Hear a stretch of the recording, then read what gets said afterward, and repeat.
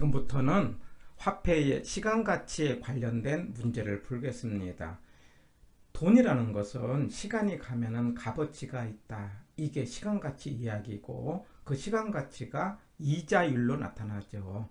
그런데 그 돈의 성격에 따라 돈이 하나일 때는 일시불이라고 하고, 돈이 여러 개로 나타날 때 그래서 연금이라고 하죠.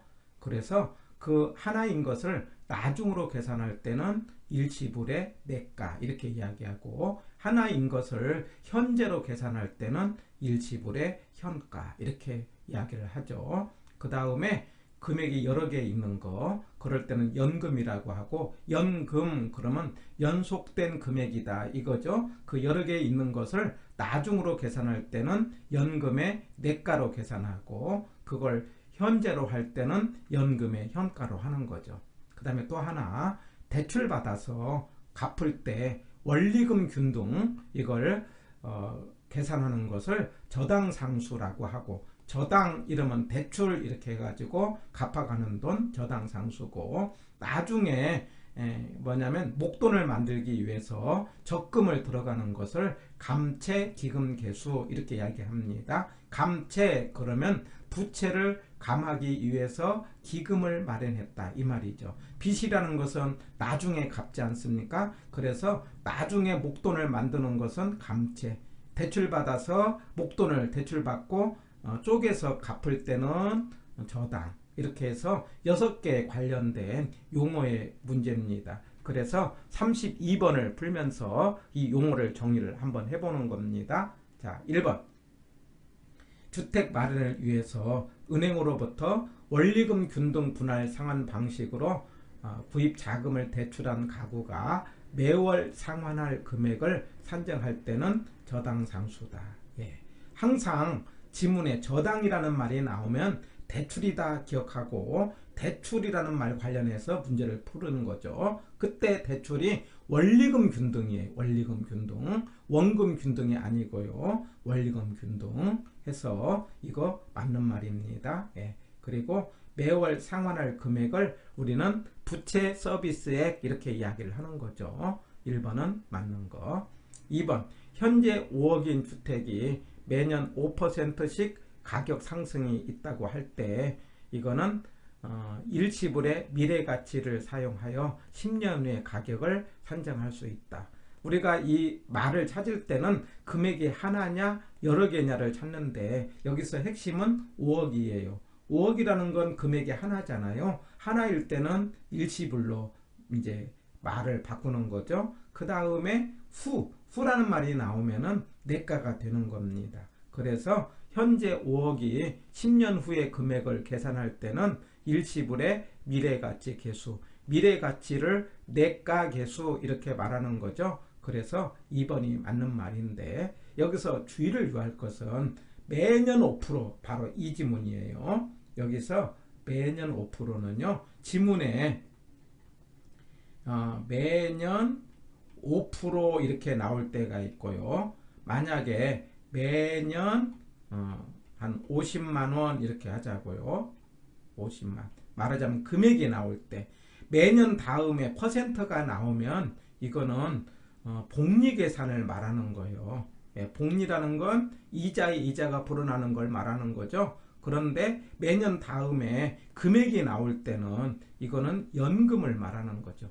연금 그러면 연속된 금액이다 이 말이죠. 근데 그 연속이 해마다 될 때는 매년, 월로 될 때는 매월 이렇게 나오겠죠. 그래서 이 용어 매년 5%는 이거는 복리를 말하는 것이지 연금을 말하는 게 아니다. 뒤에 퍼센트가 나오기 때문에 해서 2번은 맞는 거.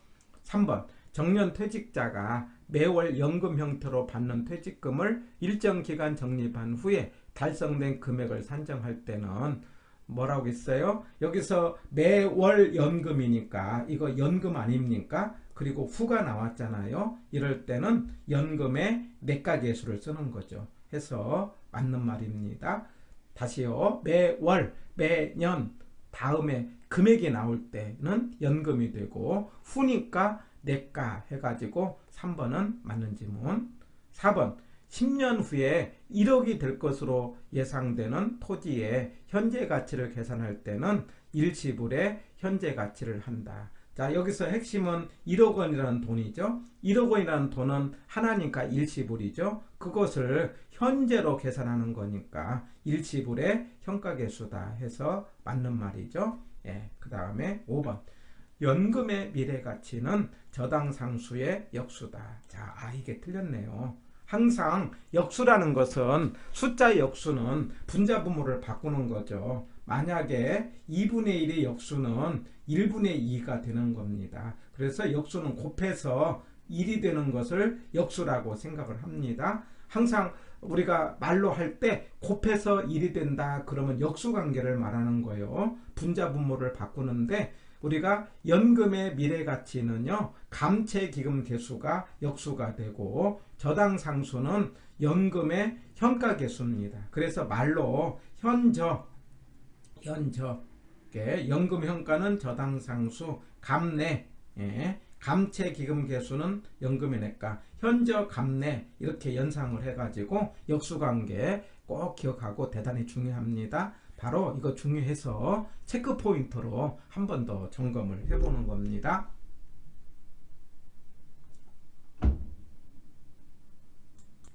자, 돈이라는 것은 현재 가치가 있고 미래 가치가 있다. 그래서 현재 가치를 미래 가치로 할 때는 우리가 이자율 계산한다 이렇게 이야기하고 할증한다. 금액이 커지는 거죠. 계산할 때는 곱하기 하는 거죠. 예. 그 다음에 미래 가치를 현재 가치로 할 때는 우리가 금액이 작아지는 거죠. 이자를 빼고 가는 거니까. 근데 이때 말이 미래 가치를 현재 가치로 할 때는 할인율 한다는 거, 바로 이 단어 중요합니다. 만약에 지문에 할인율 이런 말이 나오면은 금액이 작아지는 것이고 현재 가치를 계산할 때 나오는 말이다. 꼭 체크를 하는 겁니다. 자, 그런데 이 현재 가치를 계산할 때 금액이 하나일 때를 일시불의 현가계수. 그래서 일시불의 현재 값을 계산할 때 일시불의 현가계수. 그 다음에 연금의 현가계수. 아까 연금 그러면 이제 연속된 금액이에요. 연속된 금액을 현재로 계산할 때는 연금의 현가계수. 예. 그 다음에 일시불의 대가는 하나 있는 것을 나중으로 계산할 때, 미래값을 계산할 때는 일시불의 내가계수. 그 다음에 연속된 금액을 나중으로 계산할 때는 연금의 내가계수 이렇게 하고요. 그 다음에 저당 그러면 대출이라고 그랬죠. 대출 받아서 원리금 균등 상환액, 이걸 우리는 부채 서비스액이라고 하는 건데 바로 이 부채 서비스액을 계산할 때 저당 상수로 하게 되는 겁니다. 이거는 나중에 대단히 중요해서 꼭 이렇게 기억을 합니다. 부채 서비스액, 원리금 균등 상환액을 말합니다. 이거는요 대출액 곱하기 저당 상수다 해서 앞으로 제가 부대저 이렇게 이야기할 거예요. 부대저 그러면은 부채 서비스액은 대출액 곱하기 저당 상수다. 대단히 중요합니다. 그래서 바로 이 저당 상수는 부채 서비스액을 계산하는 것이고 이거는 대출 받아서 갚는 돈이라고 한다면은 감채 그러면 이걸 부채를 감한다 이 말이거든요. 나중에 갚을 돈을 쪼개서 갚는다 이런 개념이죠. 그래서 그 나중에 부채를 감하기 위해서 적금을 만든 것, 적금을 나중에 탈 때 매년 들어간 돈을 계산하는 것을 감채라고 합니다. 해서 대출 받아서 쪼개서 갚을 때는 저당상수, 나중에 목돈을 만들기 위해서 쪼개서 넣을 때는 감채 기금계수 이렇게 기억을 하고요. 그래서 금액이 하나인 것은 일시불, 그다음 여러 개 있는 것을 연금, 현재로 할 때는 현가, 나중으로 할 때는 내가. 그 다음에 대출 받아서 쪼개는 것 저당상수, 나중에 목돈을 만들기 위해서 쪼개서 넣는 것을 감채 이렇게 기억한 다음에 그 다음에 역수가 대단히 중요한데 일시불의 현가 역수는 일시불의 내가가 되는 거죠. 그 다음에 연금의 현가 역수는 저당상수예요. 그래서 현저 이렇게 외자고 그랬죠. 예. 거기에 대해서 연금의 내가 역수는 감채입니다. 감내 이렇게 기억하자고요. 대단히 중요합니다. 현저, 감내 기억하시고요. 역수관계 기억을 해주세요. 해서 우리 시간같이 6개 처음에 하시는 분은 조금 용어가 생소하기 때문에 자꾸 소리내서 반복을 해보는 겁니다. 33번입니다. 자, 연금의 미래가치를 계산할 때는 우리가 이자 방법으로 복리 방식을 채택하게 된다 라고 하면은 맞는 겁니다. 우리가 항상 돈 계산을 할 때는 복리로 계산하는 거예요. 복리라는 건 이자에 이자가 불어나는 것을 말하는 겁니다. 예. 그 다음에 2번입니다. 원리금 균등 상환 방식으로 대출받은 경우 저당 대출의 매기 원리금 상환액을 계산하려면 저당 상수를 활용할 수 있다. 부대저 기억납니까? 그 원리금 균등 방식으로 상환할 금액을 뭐라고 한다? 부채 서비스액이라고 하고 부대저 하자고 그랬죠? 그래서 부채 서비스액은 대출액 곱하기 저당 상수 해가지고 2번이 맞는 지문이 되는 겁니다. 3번 5년 후에 주택 구입에 필요한 자금 3억을 만들기 위해서 매월 말 불입해야 된 적금액을 계산하려면 3억 원의 연금의 현재 가치를 곱하여 구한다. 자, 우리가 금액이 나올 때 나중에 목돈을 만드는 거잖아요. 적금 드는 거잖아요. 이거는 나중에 목돈을 만들 때는 감채입니다. 예, 이거 연금의 현재 가치가 아니고 뭐라고 한다? 감채다 해갖고 틀렸고요. 예, 현재 대출받아서 쪼개서 갚는다 라고 나오면은 2번처럼 대출받은 것을 쪼갠다 이런 개념은 저당상수고 3번처럼 나중에 목돈을 만든다 이렇게 나오면은 감채, 예, 부채를 감한다. 부채는 나중에 갚는 거죠. 그래서 3번이 틀린 겁니다.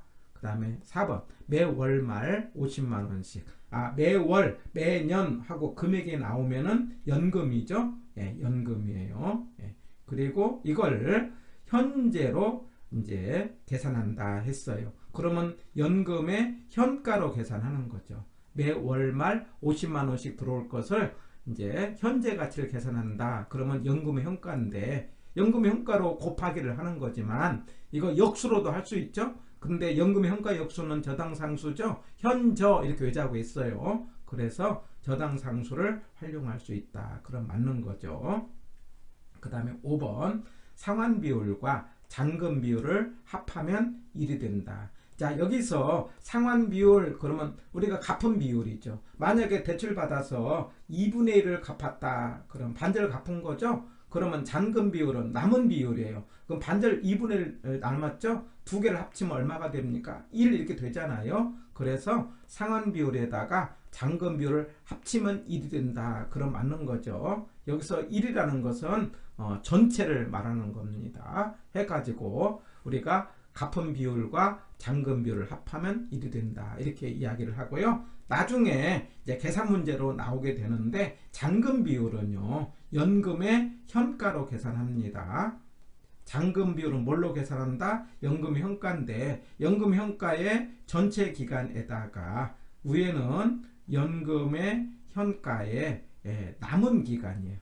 위에는 남은 기간 이렇게 항상 잔금 그러면 뭘로 계산한다? 연금의 현가로 계산한다고 하는 거 꼭 기억하시고요. 잔금은 연금의 현가로 계산하고 잔금 비율도 연금의 현가로 한다는 거 대단히 중요하고요. 그래서 33번의 정답은 3번이 되겠죠. 해서 우리 시간가치에 관련된 용어 대단히 중요하고 우리가 꼭 계산하고 여기서 부대저라는 단어 부채 서비스액은 대출액 곱하기 저당상수라는 거 그 다음에 잔금 비율은 연금의 현가로 한다는 거 연금 현가는 위에는 남은 기간 밑에는 전체 기간이고 나중에 잔금 계산도 연금의 현가로 한다는 거 기억하고 역수는 일시불의 내가 역수는 일시불의 현가고요 연금의 내가 역수는 감채고요 감내 그 다음에 연금의 현가 역수는 저당상수 현저 이렇게 기억을 합니다.